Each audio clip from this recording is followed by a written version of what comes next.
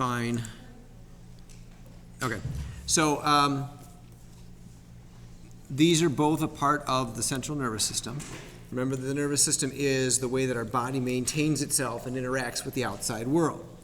All right, so computation neurons, those are our thinking neurons. Maybe we can put that word over here, thinking neurons.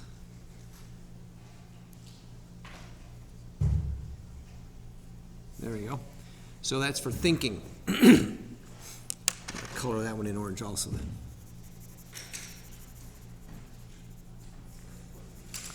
All right, and then the communication neurons are for relaying messages within the brain, okay?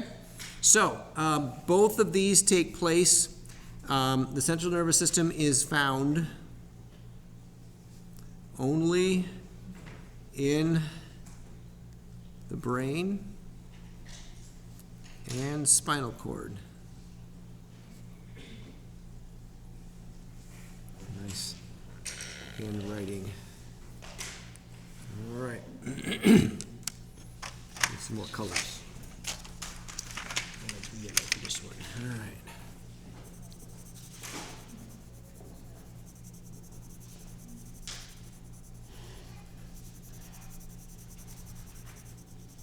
There are certain things that your brain doesn't even need to react to. For example, have you been to the doctor where they kind of tap you on the knee with that hammer or on your elbows? What they're doing is they're trying to find out what your reflexes are, right? And that actually only goes to the bottom of your spinal cord. It doesn't actually even reach your brain. So they're checking to see if you have good reflexes basically in your spinal cord, all right? So those reflexes are a little bit different. So your brain does not need to be involved with all of your reflexes. All right. So the next thing here is I'm going to put this one right here. This is the autonomic nervous system. Nervous system.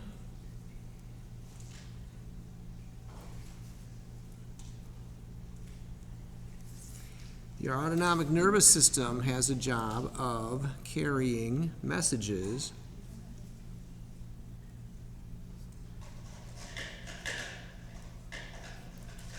between the CNS, which is the central nervous system, and what I'm about to talk about, the PNS. Now, the autonomic nervous system is made up of two parts. I'll just take a second here, let you get caught up. I'm just going to color this in blue here.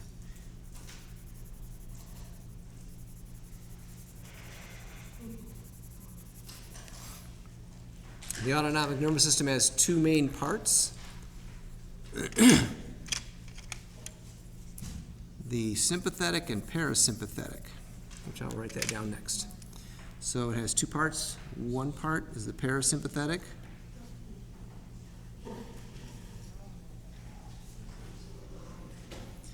Which is basically all those parts that you don't have to think about. So it regulates life, your life in general. So it, oh, you can't see that, can you? So the parasympathetic, it regulates your life. So that's like your breathing, your body temperature, your digestion, your hunger, your sleep schedule. All that stuff is related to this parasympathetic. Stuff you don't necessarily have to think about. But there are things you can regulate. Like you can force your breathing to be the way you want it to be for a little while, right? You can think of the time you did meditation with Mrs. Piskey over there during the sensory lab. That way you were thinking about, taking in breaths, and were you doing the square breathing? Remember that? Yeah, so she did like a square breathing with you, where you breathe in, hold, breathe out, hold, breathe in, hold. And there's different ones you can do, and they all help you to kind of control the parasympathetic, which also then helps with this next part, number 2, the sympathetic. And the sympathetic is where all of your emotions are at. So that's your emotions. Okay?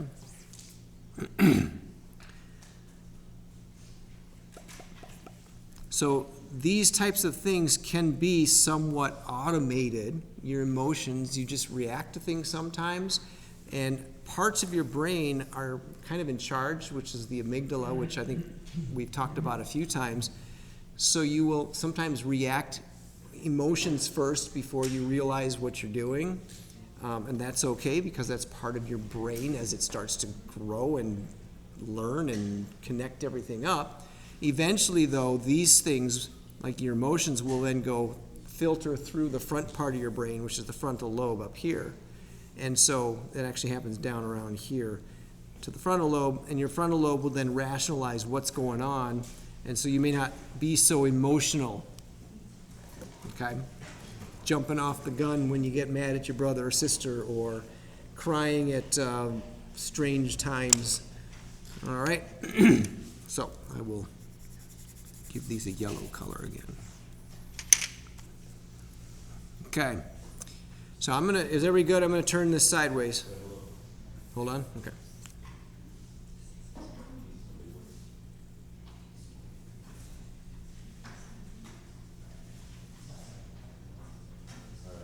All right, so we're gonna turn this sideways so I can kind of work on this right here. So, the peripheral nervous system is everything that goes below and away from the spinal cord. So everything below the brain and out from the spinal cord. So it looks like this is like the spinal cord, but it's these arrows I want you to be paying attention to in the word peripheral. So the arrows going out, those are the peripheral parts of the nervous system, okay?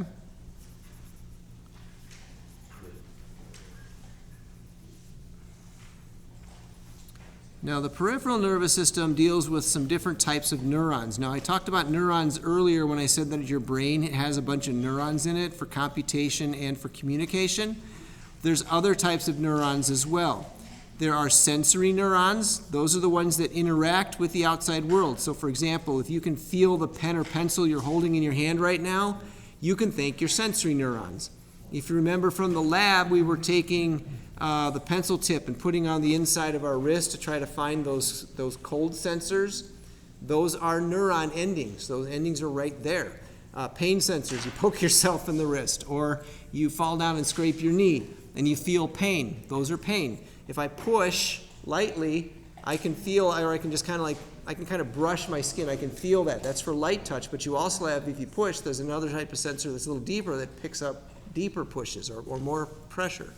So all of those are sensory neurons. And then there's others as well. So I'm just going to flip this back over to here. I'm on the little clouds. All right, so I just talked about the sensory neurons. So we have these things called sensory neurons.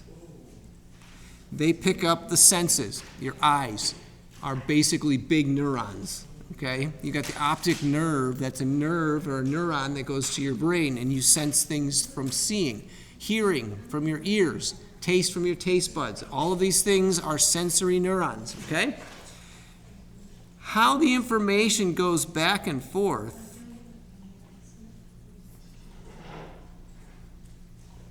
Good. How these things all communicate with each other is through these things called interneurons.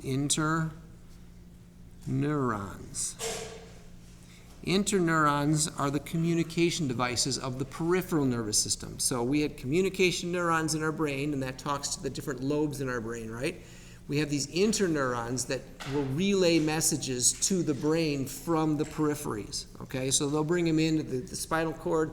Spinal cord sends them up to the brain makes computations or thinks about it and tries to decide what to do about it, then sends that information back down to these other things. Like maybe you put a strawberry in your mouth, and what do you start doing? You start chewing on it, right? So those are motor neurons. Motor neurons are the type of neurons that do things. So I'm holding a pencil and writing. That's very, very fine motor skills. How many of you are really good at video games? Yeah? Those are fine motor skills too, like making sure the buttons are where they're at. How many of you are good at typing without looking at your fingers? Okay, that's a learned thing. Your fingers learn where to go. Those are fine motor skills. What's that? Like playing guitar, yeah, right. Definitely. All right, so these kind of look like clouds, so I'm going to color these in blue.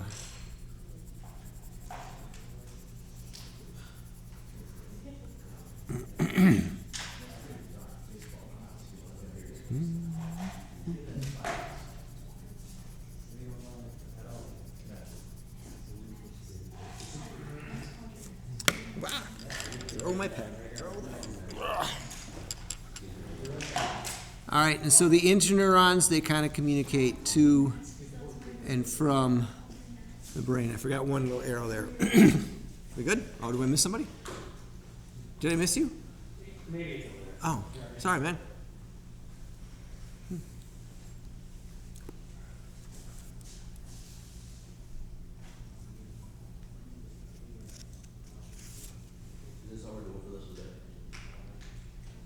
We're going to go over neurons next, but then, yeah, this is it.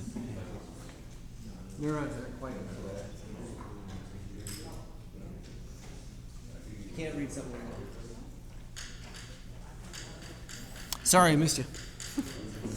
All right. So this is just kind of a repeat, right? So we've got what kind of neurons give messages back and forth? What are the ones that give messages back and forth to the brain? What are those called? Look up here. Interneurons. So then, what brings in the information from the outside world? Sensory. And what responds or what does things in the real world? Motor. All right, so there was kind of a review for you. So we're going to color those in real quick.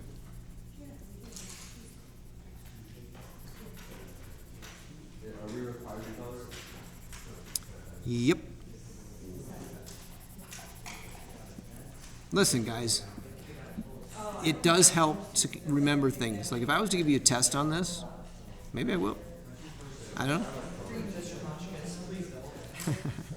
you test us on this, students, if you test us on this, you touch my brain, that would just learn about what we want to. They'll disappear, right? That's what it's like when you take a test, everything, you forget everything.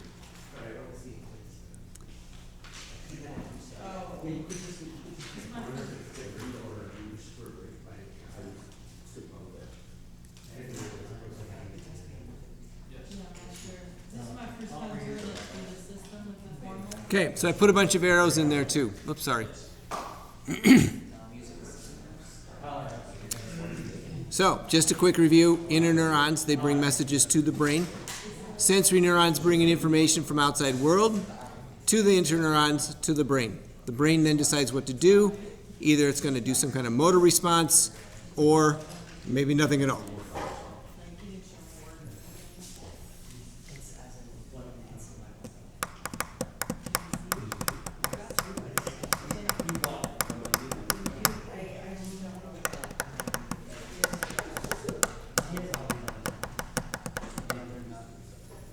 All right, so I'm going to flip this on its side again because I forgot some notes down here. Right here at this part right here. So the peripheral nervous system is all the nerve tissue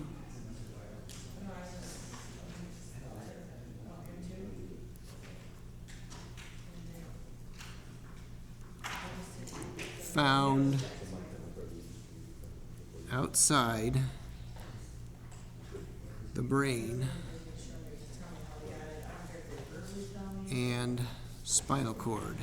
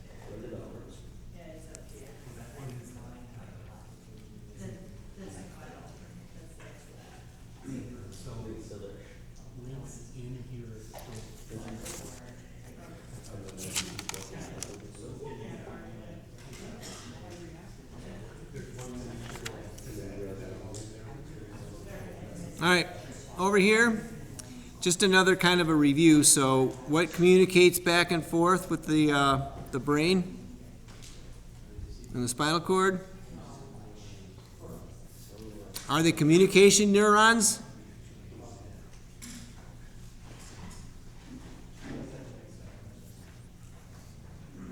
Crickets, crickets, crickets, crickets.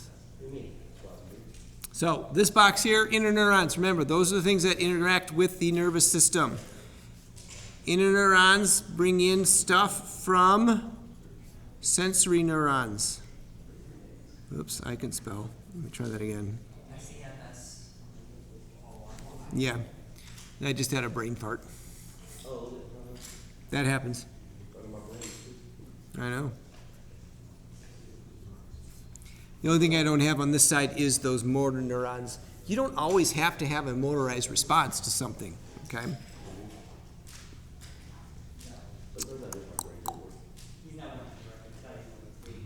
All right, so what I did not mention is that the peripheral nervous system has two parts. I've already talked about the first one. It's the automatic or autonomic nervous systems. That's where all the automatic things happen and your emotions are centered.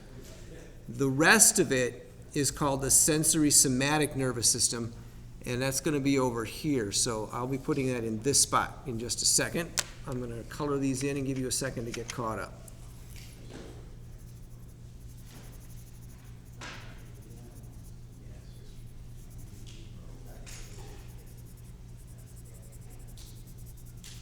Interneurons.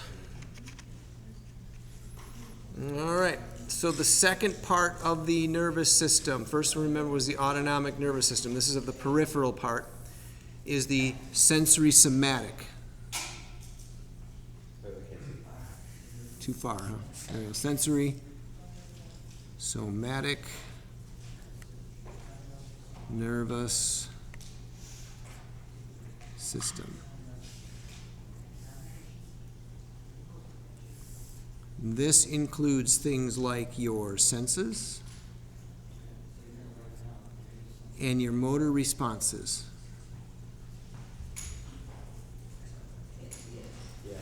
Wow, I ran out of space there, didn't I? Okay, there we go. Senses and motor responses. These tend to be things that are what? That you get control over, voluntary. Whereas some things are involuntary. You know, like the autonomic nervous system keeps your heart beating. You don't have a choice. What's that? Or breathing, yeah. Anyway, try to hold your breath as long as you can. The worst thing that could happen is you pass out and you start breathing again automatically. So. No, the worst thing that can happen is you die. No, because your body would shut you down, it would pass you out. And then you would start breathing normally again. It depends where you pass out. True. If you pass out and fall down something and hit your head, then yes, you die. Or if you're in the water. Or if you're in the what? The water. The water, yeah, true. Yeah. So hot I am, right? Well, yeah, but if we did this in this room right now, go for it. I will count.